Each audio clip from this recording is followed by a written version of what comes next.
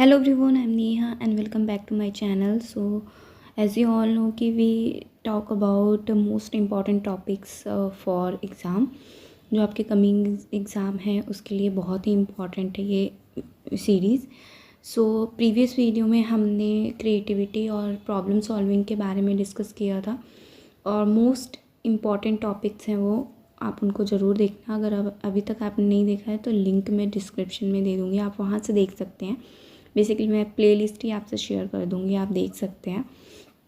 तो अब हम इंटेलिजेंस थ्योरीज़ को भी डिस्कस करेंगे और इंटेलिजेंस थ्योरीज़ भी बहुत ही इम्पॉर्टेंट हैं और प्रीवियस ईयर के क्वेश्चन पेपर आपने अगर देखे होंगे तो काफ़ी रिपीटेड टॉपिक्स हैं ये. तो आज हम 2 थ्योरीज़ के बारे में डिस्कस करेंगे यहाँ पे. एक तो स्पीयरमैन की 2 फैक्टर थ्योरी और सेकंड है पास थ्योरी ऑफ इंटेलिजेंट. तो बिना देरी किए हम स्टार्ट करते हैं. If you like my videos please like, अपने बैचमेट्स के साथ शेयर करें, अपने फ्रेंड्स के साथ भी शेयर करें और मेरे चैनल पर नए हैं तो प्लीज़ मेरे चैनल को भी सब्सक्राइब करें. अगर आप लाइक शेयर एंड सब्सक्राइब करते हैं तो मुझे मोटिवेशन मिलता है ऐसे ही वीडियोज़ अपलोड करने का. So let's begin the topic. सबसे पहला हम स्पीयरमैन की इंटेलिजेंस थ्योरी को डिस्कस करेंगे. तो स्पीयरमैन इंटेलिजेंस थ्योरी प्रपोज की थी ब्रिटिश साइकोलॉजिस्ट चार्ल्स स्पीयरमैन ने 1904 इसकी 1904 में इन्होंने प्रपोज किया था अपनी थ्योरी को. इसको 2 फैक्टर थ्योरी और इनके नाम पे स्पीयरमैन इंटेलिजेंस थ्योरी दोनों के नाम से जाना जाता है. इसे 2 फैक्टर थ्योरी इसलिए कहा जाता है क्योंकि इसमें 2 फैक्टर्स से इन्होंने एक्सप्लेन किया है अपनी थ्योरी को. तो वो दोनों फैक्टर कौन से हैं? 2 फैक्टर हैं, एक तो एस फैक्टर है, ठीक है, एंड सेकेंड है जी फैक्टर. अब इन्होंने दोनों फैक्टर को किस तरीके से एक्सप्लेन किया है ये देख लेते हैं. तो बेसिकली इनका जो डिस्क्रिप्शन है इनके फैक्टर्स का, इनका मतलब है कि जो जी फैक्टर हैं, जनरल फैक्टर हैं, वो सब में पाया जाता है. जब बच्चे बॉर्न होते हैं तभी वो एबिलिटीज़ को लेकर बॉर्न होते हैं, मीन्स कि जेनेटिक होती हैं ये सारी जो जी फैक्टर के अंडर में आती हैं. बट जो एस फैक्टर इन्होंने बताया है, इन्होंने कहा कि जो भी हम सीखते हैं बॉर्न होने के बाद, जो भी हमारा इंटरेस्टेड एरिया होता है उस इंटरेस्टेड एरिया के अकॉर्डिंग जो भी हम सीखते हैं वो हमारी स्पेसिफिक फैक्टर होते हैं, ठीक है. जैसे कि अगर कोई भी टास्क है स्पेसिफिक, मैथमेटिक्स आपको अच्छी लगती है तो आप सीखोगे तो वो स्पेसिफिक में आएगा. वो cab, spatial visualization and memory, ये हमारे स्पेसिफिक फैक्टर्स के अंडर में आएगा. और जो जनरल फैक्टर है वो हमारा जेनेटिक होता है. जो जब हम बॉर्न होते हैं तो उस जेनेटिक फैक्टर को हम लेकर बॉर्न होते हैं, ठीक है, हमें उसे सीखने की ज़रूरत नहीं होती है. आई होप ये पॉइंट्स आपको क्लियर हो गए होंगे. इन्होंने टेट्राड इक्वेशन के बारे में भी एक्सप्लेन किया था. मैथमेटिकल टूल्स जो यूज़ की थी इन्होंने test the validity of the theory, जो कि एस फैक्टर और जी फैक्टर के बीच के रिलेशनशिप को, को relation between different abilities, means कि इनके रिलेशनशिप को इन्होंने इसके थ्रू एक्सप्लेन किया था, ठीक है. ये इक्वेशन है, इसके बारे में बस इतना ही जान लीजिए कि ये इक्वेशन है और ये जो 1 3 2 4 1 4 2 3 है ये इनके रिलेशनशिप को शो कर रहे हैं. और ये 0 कैसे हो सकता है ये भी देख लेते हैं. अगर एबिलिटी हमारी ए और बी, मीन्स कि 1 और 2 3 4 से, या ए बी सी डी आप एक्सप्लेन कर सकते हो. तो जो एबिलिटीज़ हमारी ए और बी की हाईली कोरिलेटेड है और सी एंड डी की ऑल्सो हाईली कोरिलेटेड है, बट वहीं पर ए एंड डी अगर कोरिलेटेड नहीं है तो टेट्रा इक्वेशन के अकॉर्डिंग ये क्लोज टू 0 होगा, ठीक है, जो कि आपके 2 फैक्टर मॉडल के अकॉर्डिंग डेटा फिट होगा.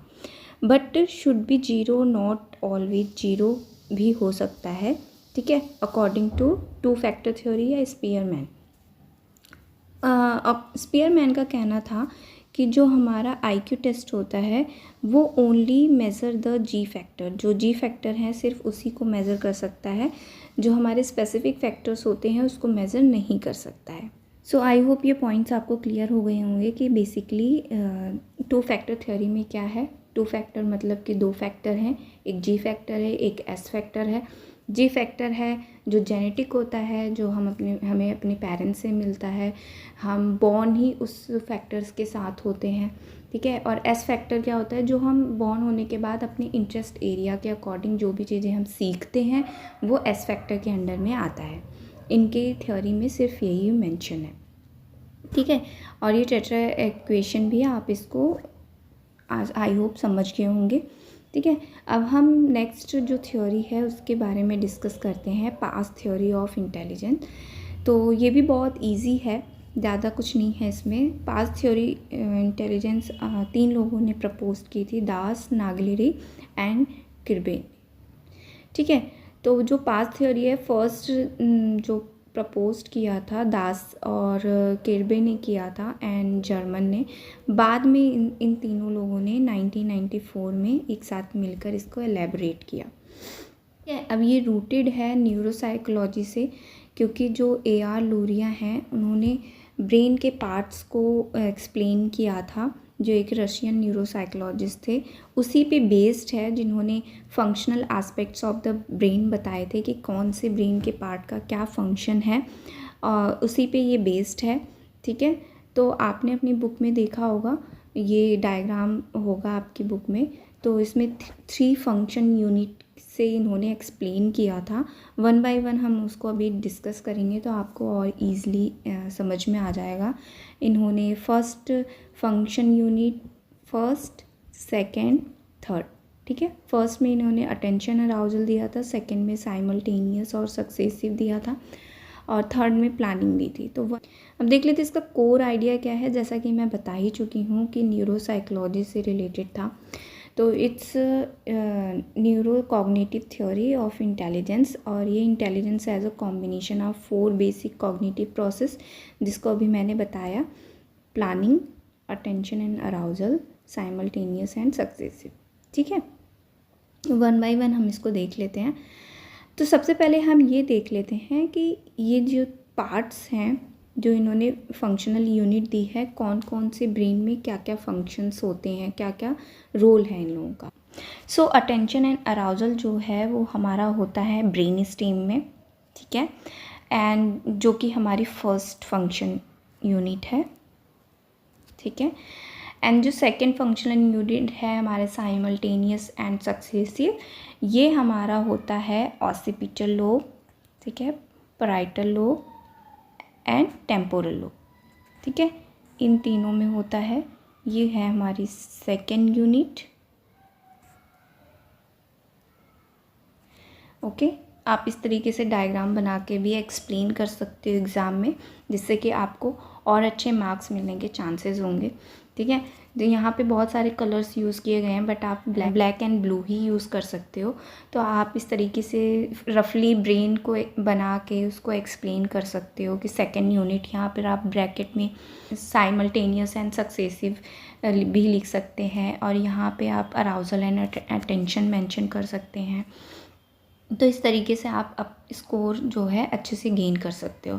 अब लास्ट है फ्रंटल लोब। फ्रंटल लोब जो है हमारा थर्ड फंक्शनल यूनिट है, जो कि है प्लानिंग, ठीक है। जो हम प्लानिंग करते हैं वो हमारे फ्रंटल लोब से होती है according to past theory of intelligence, ठीक है। ये थर्ड यूनिट है,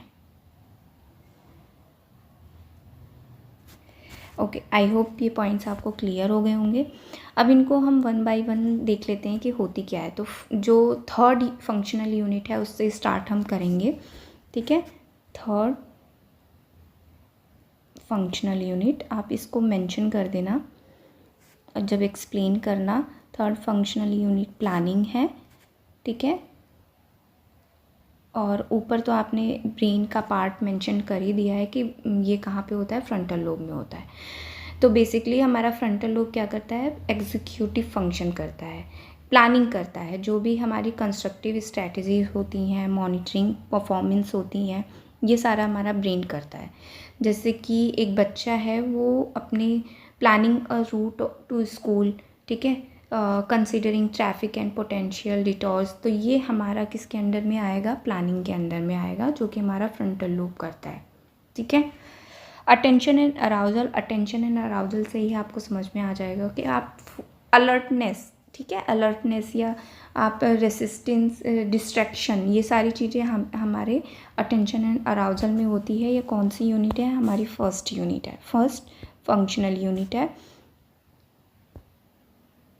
ठीक है। ये करता है ब्रेन स्ट्रीम, ठीक है। आप इसको ध्यान रखना। जैसे कि student focusing on lecture while ignoring distraction, ठीक है। कुछ आसपास कॉलेज के कुछ कंस्ट्रक्शन चल रहा है, उसको इग्नोर करके वो क्लास में चल रहे जो टीचर पढ़ा रहे हैं उस पर फोकस करने की कोशिश कर रहा है। तो ये हमारा कौन फंक्शन करता है? ये हमारा ब्रेन स्ट्रीम करता है, और जिसमें हमारा अटेंशन एंड अराउजल होता है। ओके, अब आते हैं साइमल्टेनियस प्रोसेसिंग। साइमल्टेनियस प्रोसेसिंग का मतलब, अगर हम साइमल्टेनियस का मीनिंग समझें तो एक ही टाइम पर मल्टीपल काम करना, ठीक है। तो ये एक इंटीग्रेशन का काम करता है, जोड़ने का काम करता है। इंफॉर्मेशन को, यूनिट्स ऑफ इंफॉर्मेशन होती है ना, उनको जोड़ने का काम करता है, उनके रिलेशनशिप को समझता है, ठीक है। जैसे कि ये समझना कि अगर triangle is with in a circle, ठीक है, तो हम किस तरीके से उसको समझेंगे, ठीक है, कि एक कितने ट्रायंगल हैं, कितने सर्कल हैं, इस तरीके से।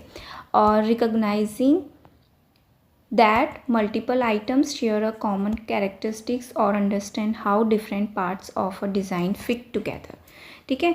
आई होप ये पॉइंट्स आपको क्लियर हो गए हैं। बहुत इजी एग्जांपल्स मैंने लिए हैं इसीलिए कि जिससे कि आपको ईजिली समझ में आ जाए, ठीक है। मल्टीपल आइटम्स को हम किस तरीके से रिकॉग्नाइज़ करेंगे, किस तरीके से समझेंगे कि वो मल्टीपल आइटम्स क्या कॉमन कैरेक्टरिस्टिक्स को शेयर कर रहे हैं, कितनी डिफरेंट पार्ट्स हैं जो डिज़ाइन को एक साथ मिलकर जोड़ रहे हैं, ठीक है। तो इस तरीके से हम फंक्शन करते हैं किसके थ्रू? सेकेंड फंक्शनल यूनिट जो साइमल्टेनियस है, उसी में है एक सक्सेसिव प्रोसेसिंग। सक्सेसिव प्रोसेसिंग का मतलब है facilitates the organization of separate items in a sequence, मतलब कि आगे बढ़ाना, ठीक है, किसी भी इंफॉर्मेशन को। For example recalling a phone number, या फिर the steps in a recipe. आप किसी का नंबर रिकॉल कर रहे हैं तो ये एक सेपरेट आइटम्स है जो सीक्वेंस में आप लर्न करने की कोशिश कर रहे हैं, ठीक है। सक्सेसिव मतलब कि आगे बढ़ना। The steps in a recipe, जो रेसिपी है उसको आप कंप्लीट करने के लिए आगे बढ़ रहे हैं, उसके मेथड को देख रहे हैं स्टेप बाय स्टेप। तो ये हमारे फंक्शन किसके अंडर में होते हैं? सेकेंड फंक्शनल यूनिट के अंडर में होते हैं, जो कि हमारा occipital, parietal and temporal lobe function करता है। ओके, अब ये फोकस किस पे करता है? The theory focuses on the underlying cognitive process rather than just the products of intelligence like verbal or quantitative skills। जैसे कि अदर आप आने वाली कमिंग वीडियोस हैं या फिर आपने पहले से पढ़ा होगा इंटेलिजेंस थ्योरी को, तो उन्होंने कुछ पॉइंट्स दिए हैं verbal, non verbal, quantitative skills के बारे में। बट इन्होंने मोस्टली फोकस किस पे किया है? कॉग्निटिव प्रोसेस पे, मतलब कि ब्रेन पर, जो न्यूरो कॉग्निटिव फंक्शंस हैं उसी के बेसिस पे हमारी इंफॉर्मेशन क्या होती है, फंक्शन होती है, और उसी पे बेस्ड हमारी इंटेलिजेंस होती है, ठीक है।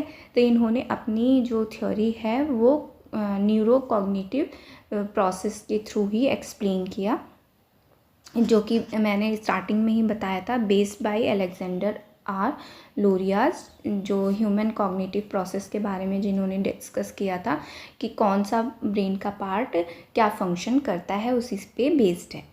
तो आई होप ये थ्योरी जो दो हमने डिस्कस की हैं आपको समझ में आ गई होगी।